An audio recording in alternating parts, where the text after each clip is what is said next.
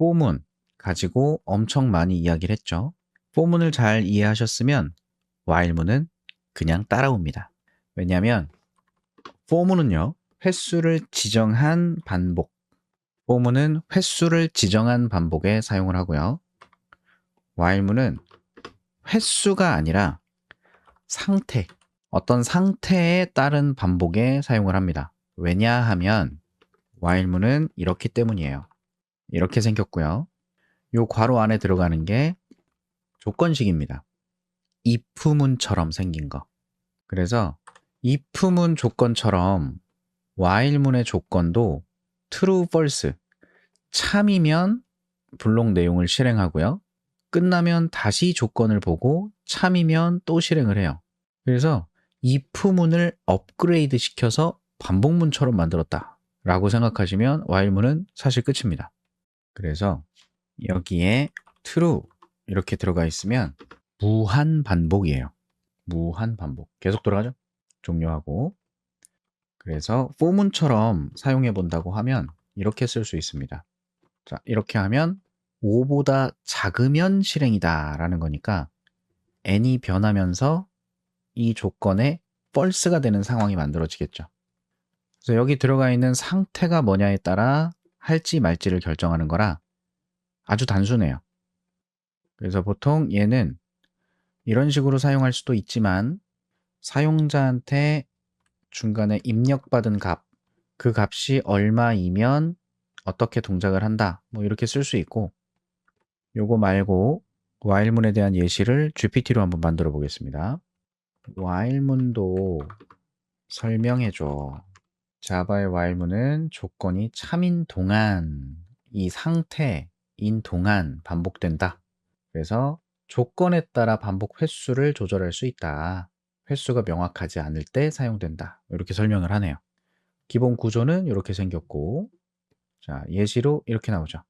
외부의 변수를 두고 조건을 두고 내부에서 조건이 만족되지 않는 상황을 만들어 주려고 이렇게 작업을 합니다.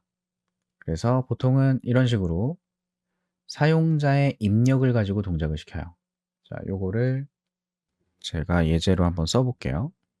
보통 while문은 어떤 식으로 활용하냐면 그냥 무한 반복으로 두고요. 이 안에서 뭔가 어떤 값이 어딘가로부터 들어오게 만들거나 이렇게 키보드로 입력받는 걸 만들고 스캐너가 없구나. 어떤 숫자를 입력받아서 이런 걸 사용합니다. if n이 뭐 이런 거 할까요? 2로 나누었을 때 0이랑 같다. 짝수면 입력받은 값을 출력하게 하고 만약에 짝수가 아니면 이런 키워드를 써봅니다. 브레이크. 브레이크 처음 보는 거 아니죠? 스위치 할 때 만나봤었어요.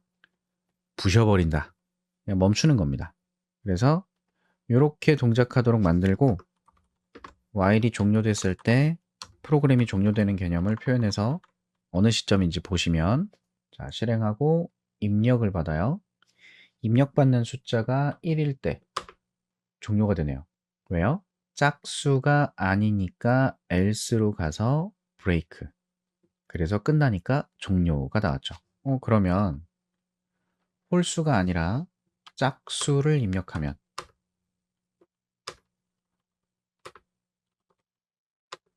짝수일 때는 계속 출력을 하죠. 몇 번이라는 게 없죠, 지금. 상태에 따라 반복하는 거니까. 이런 거예요. 그러면 요거를 이 내부에서 이렇게 브레이크를 쓸 수도 있지만 이렇게 변수를 따로 만들어 놓고 외부에 조건을 n이 마이너스 1이랑 같지 않으면 계속 돌아가는 걸로 하면 상태에 따라 반복한다는 개념을 좀 더 납득하실 수도 있을 것 같아요. 이렇게 바꿔놓으면 입력을 받죠. 입력이 1, 2, 3, 4, 5, 6, 뭐 아무렇게나 막 입력을 해요. 계속 입력이 되죠. 언제까지? 마이너스 1을 입력할 때까지. 이런 식으로. 상태에 따라서 반복하는 게 while문이다. 이렇게 납득하시면 되고, 한 가지 더. while문을 쓰는 방법이 두 가지가 있는데요. 일반적인 그냥 while이 있고요. do while이라고 하는 구문이 있어요. 이 녀석의 차이점을 한번 봅시다. 자, while의 구문은 이렇게 생겼어요. 조건식 이렇게 생겼죠. do while은 이렇게 생겼습니다. do 다음에 반복 내용 이렇게 생겼어요. 무슨 차이죠? while문은 조건이 참이면 내용을 실행하고 다시 돌아와서 조건을 보고 참이면 실행하고, 즉 반복할 내용과 조건식이 있을 때 조건을 보고 나서 반복 내용이 동작되는 순서예요. 근데 do while이라고 하는 녀석은 반복 내용을 먼저 해. 반복 내용을 먼저 수행하고 그 다음 조건식을 보고 더 할 거면 다시 반복하러 오는 거고 아니면 끝나는 형식으로 동작합니다. 그래서 보통 설명을 할 때 while문은 그냥 그렇게 설명을 하지만 do while은 조건식과 무관하게 반복 내용을 무조건 한번 실행하는 방식으로 동작한다 라고 얘기를 해요. 근데 좀 어렵잖아요. 그냥 단순하게 생각해 보세요. 여러분이 반복을 해요. 지금 제가 유튜브 방송을 하고 있으니까 제가 라이브를 켤 때마다 들어오시는 분들이 계신데 라이브에 들어갈지 말지를 결정하는 조건을 보고 라이브를 들으러 오시는 이런 형식일 수도 있죠. 근데 do while의 개념을 생각해 보면 이런 거예요. 내가 라이브를 할 때 조건이 뭐냐, 즉 오늘 내가 들을 만한 라이브인지 아닌지 주제를 보고 결정하는 게 일반적인 while문이라면 그런 거 없이 일단 들어오는 거죠. 일단 들어와서 듣다가 나한테 필요 있는 거면 다음에 또 들어오는 거고 필요 없는 거라면 다시 안 들어오는 거고 뭐 이런 식의 개념. 제가 오프라인에서 강의할 때는 학원에 수업을 들으러 가는 것을 예를 들어서 설명을 드리는데 학원에서 수업을 듣는데 만약에 20일 강의를 들어요. 20일 동안의 강의를 들어야 되는 수업이 있다면 그 수업을 20일 동안 할지 말지를 결정하는 게 처음에 결정이 됩니다. 조건식을 보고 아, 나 그 수업 들을래요. 그러면 출석 일수가 20일이 되면서 물론 포문과 좀 더 비슷하긴 하지만 반복적으로 계속 강의를 듣겠죠. 20일 동안. 근데 이걸 do while이라고 한다면 1일차 수업을 일단 듣는 거예요. 1일차 수업을 먼저 듣고 계속 들을지 말지를 결정하는 방식일 수도 있다는 거죠. 그래서 여러분이 코드를 작성했을 때 반복이 필요하다, 횟수를 지정해서 반복해야 되겠다라면 포문을 활용하는 게 맞을 거고요. 횟수를 지정하긴 하는데 그 횟수가 어떤 조건에 따라 상태에 따라서 좀 달라질 수 있겠다라고 하면 while이 맞을 거고요. 반복을 이 상태에 따라 할 건데 일단 한 번은 실행하고 나서 결정을 하겠다. 그러면 do while이 맞을 겁니다. 되게 신기한 게 while문은 이해가 돼요. 근데 do while은 이해가 안 돼요. 뭐 이러시는 분들도 있어요. 근데 그럴 필요가 전혀 없다는 거죠. 그냥 결과적으로 조건 보고 반복할래? 아니면 일단 반복 내용 먼저 수행하고 더 할지 결정할래? 이 차이인 겁니다. 그래서 뭐 예시를 들면 이런 걸 할 수가 있어요. 내가 입력을 받는데 뭐 어떤 점수를 입력한다고 해봅시다. 점수는 0부터 100 사이의 숫자만 입력받도록 해야 돼요.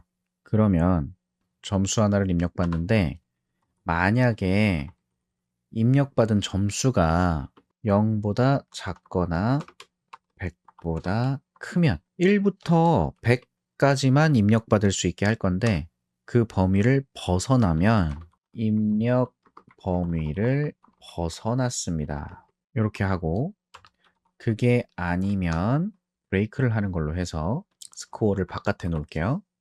자, 이렇게 하면 상태에 따라 반복하는 개념이거든요. 일반 while문이죠. 끄고 실행해 보면 점수 입력이 떠요. 근데 내가 여기다가 100이다 라고 입력하면 프로그램이 끝납니다.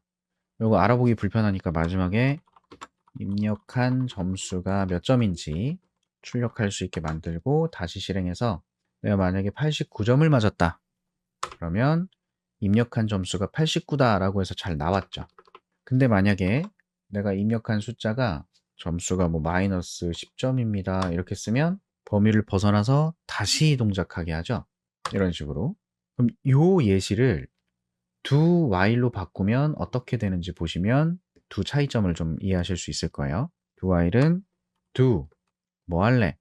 점수 입력할 거야. 그래서 입력한 값이 정상 범위면 지나가고 정상 범위가 아니면 끝낼 거야 라는 개념으로 가니까 이 조건식을 if문을 쓰지 않고 이렇게 활용할 수 있어요.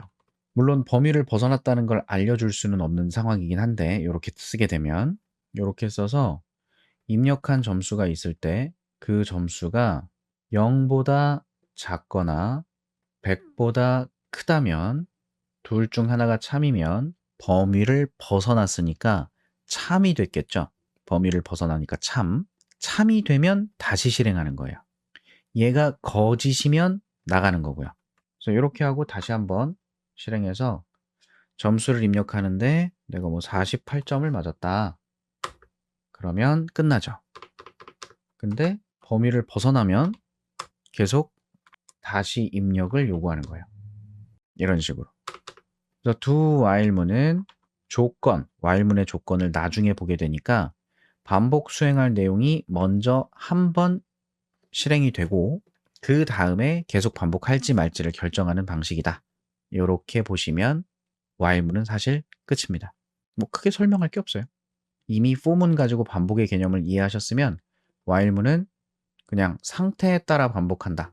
for문처럼 어떤 루프 변수를 이용해서 반복 횟수를 정할 필요가 없는, 이거 몇 번 반복해야 돼요?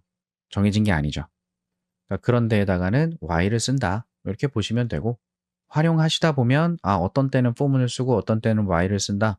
알아서 쓰시게 될 겁니다. 그러니까 지금부터 미리 결정짓고 쓰실 필요는 없고요. 그래서 문법만, 개념만 잘 이해하시면 되겠다. 그래서 여기까지 while문이고 반복문의 기본 개념은 끝이에요.